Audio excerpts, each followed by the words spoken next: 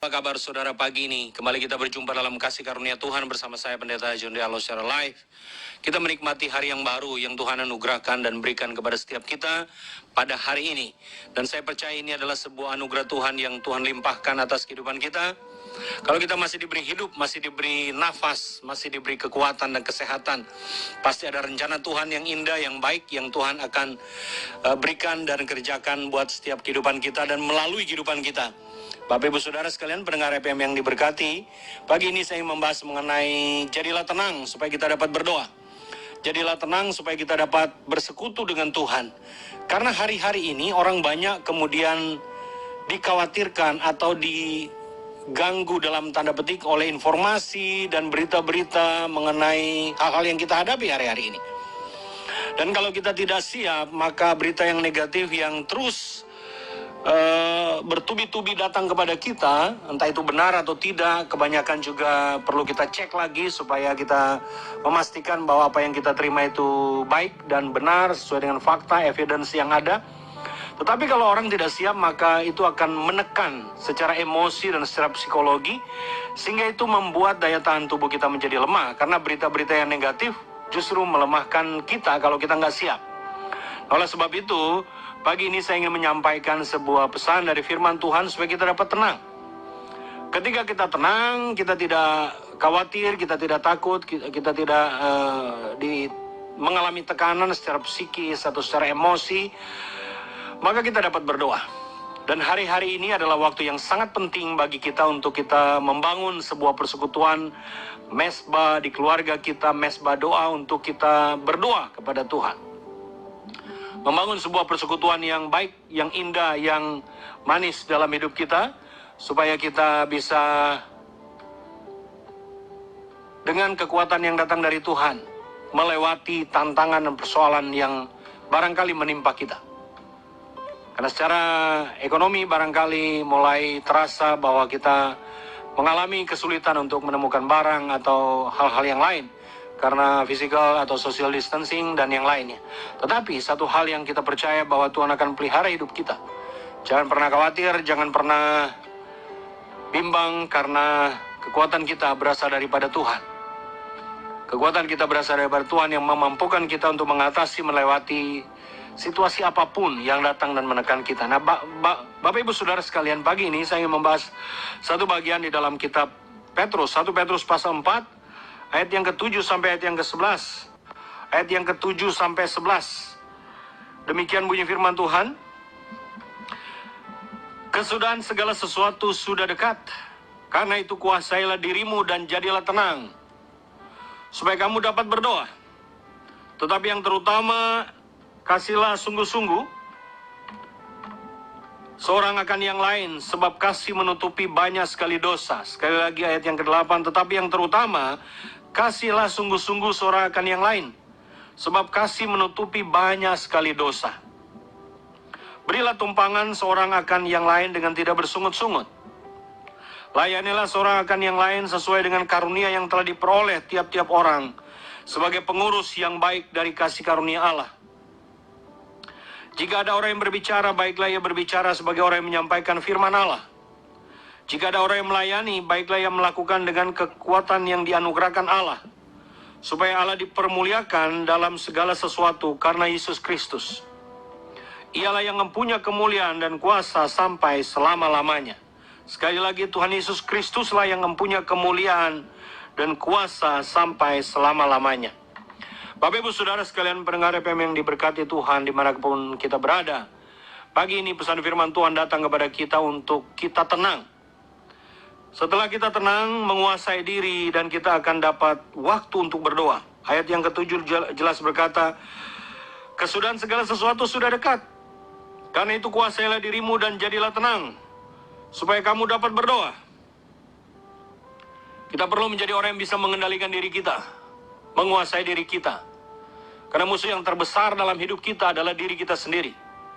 Ada 3 jenis musuh dalam hidup manusia. Yang pertama adalah musuh yang kelihatan, yang ada di sekitar kita. Yang kedua adalah musuh yang ada di dekat-dekat kita, orang-orang yang dekat kita. Dan yang ketiga, yang paling besar, musuh yang paling utama adalah diri kita sendiri. Jadi musuh yang perlu kita kalahkan adalah diri kita sendiri. Jadilah tenang, kata firman, supaya kita dapat berdoa. Sebab orang yang gelisah, orang yang takut, orang yang tidak tenang, tidak dapat berdoa. Ketika situasi makin mendesak, ketika situasi makin mengkhawatirkan, jadilah tenang. Ketenangan di dalam badai akan membuat kita bisa fokus kepada Tuhan dan bukan kepada masalah. Ketenangan di dalam menghadapi situasi yang sulit membuat kita bisa melihat secercah harapan, bisa melihat jalan keluar yang terbaik, karena kita tidak kalut, kita tidak kacau.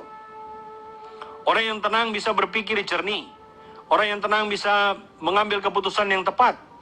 Orang yang terburu-buru, orang yang sedang kalut, orang yang sedang kacau, orang yang sedang ditimpa berbagai macam persoalan dalam hidupnya dan cenderung tidak tenang, akan mengambil keputusan yang keliru.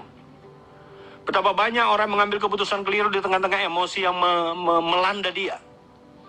Jadi saya ingin sampaikan bahwa ketika orang sedang emosi, orang sedang kacau, orang sedang kalut, orang sedang terburu-buru, jangan ambil tindakan, jangan ambil keputusan apa-apa. Kenapa? Karena biasanya akan cenderung salah ketika orang melakukan keputusan dalam keadaan yang tidak siap, dalam keadaan yang terburu-buru, dalam keadaan yang tergesa-gesa.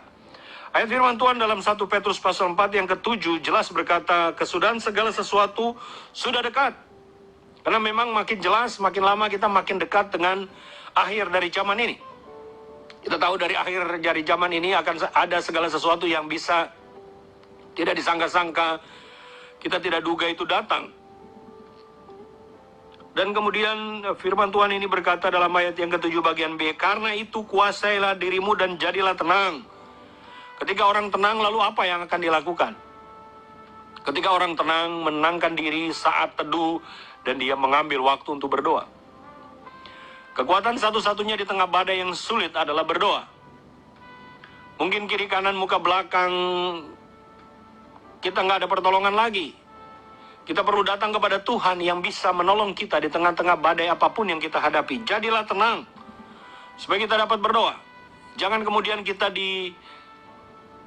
arahkan atau dialihkan fokus kita kepada dunia ini. Memang ketika kita melihat dunia ini akan cenderung memberikan kekhawatiran yang begitu mendalam. Sama seperti Petrus ketika dia berjalan di atas air, Yesus memanggil dia. Dan ketika dia lihat danau itu penuh dengan angin, lalu angin kemudian melanda dia. Dia sudah berjalan di atas air, tetapi kemudian lama-kelamaan dia mulai tenggelam. Kenapa? Dia kehilangan fokus kepada Kristus. Orang-orang yang kehilangan fokus akan mulai tenggelam dalam hidupnya. Carilah Tuhan selagi dia hidup. Carilah wajah Kristus selagi dia berkenan untuk ditemui. Sebab ketika kita mencari wajah Tuhan, ketika kita mencari wajah Kristus, maka pertolongan akan datang dalam hidup kita. Pertolongan akan tiba dalam hidup kita. Tetapi lebih daripada itu, ketika kita mulai tenang dan bisa berdoa adalah kita mengasihi. Ayat yang ke-8. Tetapi yang terutama, kasihlah sungguh-sungguh seorang akan yang lain. Sebab kasih menutupi banyak sekali dosa. Kasih banyak menutupi dosa. Yesus pernah mengampuni orang yang berzina, perempuan yang berzina. Bahkan di salib pun dia berkata, Bapa ampunilah mereka, sebab mereka tidak tahu apa yang mereka lakukan. Kasih banyak menutupi dosa. Kita tidak mengungkit-ungkit peristiwa masa lalu. Kita melupakan masa lalu yang mungkin kelam, yang buruk, yang menyedihkan barangkali. Tetapi kasih Tuhan, kasih Kristus, kasih ilahi, kasih agape akan menutupi dosa yang banyak dalam hidup manusia. Dua hal ini penting bagi kita untuk kita jadi tenang dan bisa berdoa. Dan kita mengasihi Tuhan dan sesama kita dengan baik. Dan inilah waktunya bentuk yang bisa kita lakukan untuk peduli dengan orang lain yang sedang ada dalam masa-masa sulit. Pedulilah dengan orang lain yang sedang membutuhkan pertolongan kita. Saya percaya kuasa Allah yang melampaui segala akal itu akan datang dan menaungi kita. Baik Bapak Ibu Saudara sekalian, sekarang arahkan tubuh jiwa dan rohmu kepada Tuhan dan terimalah doa berkat pagi ini. Kiranya berkat dari Allah Bapa, kasih karunia dari Tuhan Yesus Kristus, persekutuan pimpinan dan kuasa Roh Kudus menyertai dan memberkati kita, melindungi kita dari wabah corona, menjaga kesehatan kita dan seluruh pribadi kita, keluarga, famili kita. Tugas pekerjaan kita diberkati oleh Tuhan di tengah-tengah situasi yang barangkali tidak begitu baik. Kasih karunia Allah yang melampaui segala akal itu akan datang dan melingkupi kita mulai sekarang dan bahkan sampai selama-lamanya. Haleluya.